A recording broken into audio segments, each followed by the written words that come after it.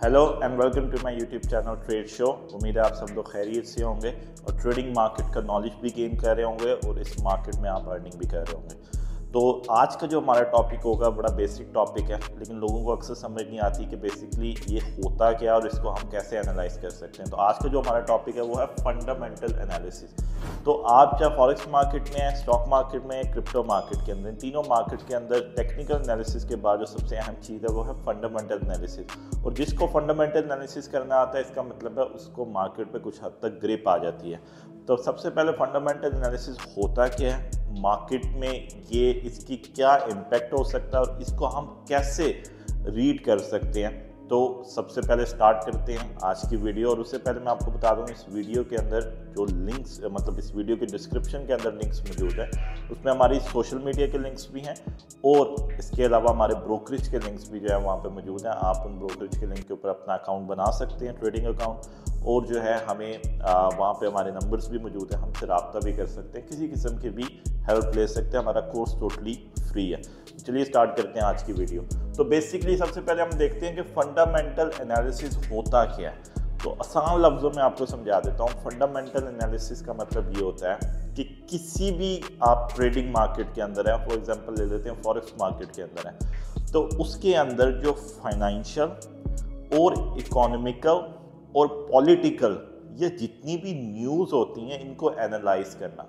अब किसी भी कंट्री की आप ट्रेड कर रहे हैं, यूरो यूएसडी को आप ट्रेड कर रहे हैं, तो इसके अंदर यूरोपियन जितनी भी कंट्रीज होंगी प्लस यूएसडी है, तो यानी यूनाइटेड नेशन की जो करेंसी है डॉलर, उसको अगर आप ट्रेड करें तो इसका मतलब है इन दोनों कंट्रीज़ की इकोनॉमिकल सिचुएशन, फाइनेंशियल सिचुएशन और पॉलिटिकल सिचुएशन, इस सब को एनालाइज करने को हम कहेंगे फंडामेंटल एनालिसिस। अब इसके अंदर फाइनेंशियल जो न्यूज़ होती हैं वो आपके पास अक्सर ऐप्स हैं, वहाँ पे आप देख भी सकते हैं। अभी मैं आपको एक एग्जांपल भी दिखाता हूँ उसमें कि किस तरह का डाटा जो होता है, इकोनॉमिकल डाटा डेली बेसिस पे आपको नज़र आ रहा होता है, ख़ास तौर पे डॉलर का, यूरोपियन और पाउंड का। ये सबसे इम्पैक्टफुल डाटा होता है और ख़ास तौर पे डॉलर का, जो कि पूरी मार्केट को इम्पैक्ट करता है, जिसमें ऑयल भी है, जिसके अंदर आपकी नेचुरल गैस भी आ जाएगी, गोल्ड भी आ जाएगी, इंडिसेस भी आ जाएंगी और फिर करेंसी मार्केट भी आ जाएगी। बल्कि स्टॉक मार्केट को भी और क्रिप्टो मार्केट को भी डॉलर का जो डाटा है तो बहुत इम्पैक्ट करता है। तो जैसे एग्जाम्पल के तहत आपको ये नज़र आता होगा, जैसे ये AUD यानी ऑस्ट्रेलियन डॉलर का जो डाटा है, या फिर अगर आप चाइनीज़ करेंसी को ट्रेड कर रहे हैं तो उसमें इंपोर्ट एक्सपोर्ट का डाटा जो आएगा ईयरली बेसिस का, मंथली, क्वार्टरली बेसिस का। इसके अलावा न्यूजीलैंड डॉलर है, ख़ास तौर पे बड़ा डाटे में यूरोपीय यूनियन में जर्मनी है, फ्रांस है, इटली है, स्पेन है, इनका डाटा बहुत इम्पैक्ट होता है। इसमें करंट अकाउंट का डाटा है, इंडस्ट्रियल प्रोडक्शन का डाटा है, इंपोर्ट एक्सपोर्ट का डाटा है, और जो सबसे ज़्यादा इम्पैक्ट करता है वो डॉलर का डाटा होता है, जिसके अंदर इंटरेस्ट रेट डिसीजन होती है, अनएम्प्लॉयमेंट डाटा होता है, जॉब नंबर्स होती हैं, कोर CPI होती है, PPI का डाटा होता है। ये बहुत ज़्यादा वीकली,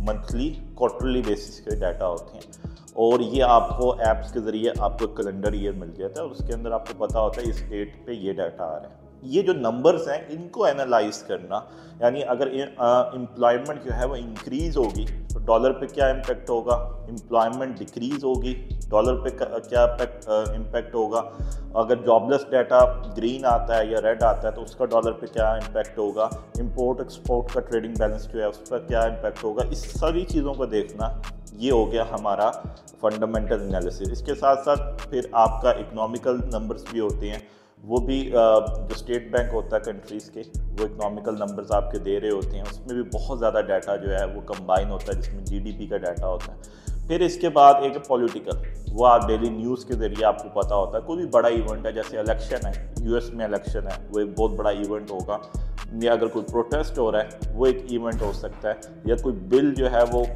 पास होता है या रिजेक्ट होता है, वो एक बहुत बड़ा इवेंट हो सकता है। तो इन इवेंट्स का भी जो इम्पैक्ट है वो मार्केट पे पड़ता है और ये डेली बेसिस पे इवेंट्स जो है वो चेंज भी हो सकते हैं, रिवर्स भी हो सकते हैं। इन सारी चीज़ों को एनालाइज करना, इन सारी चीज़ों को देखना, इनको समझना और फिर इनसे रिजल्ट निकाल के ट्रेडिंग करना, ये हमारा एज अ होल होगा fundamental analysis of trading market.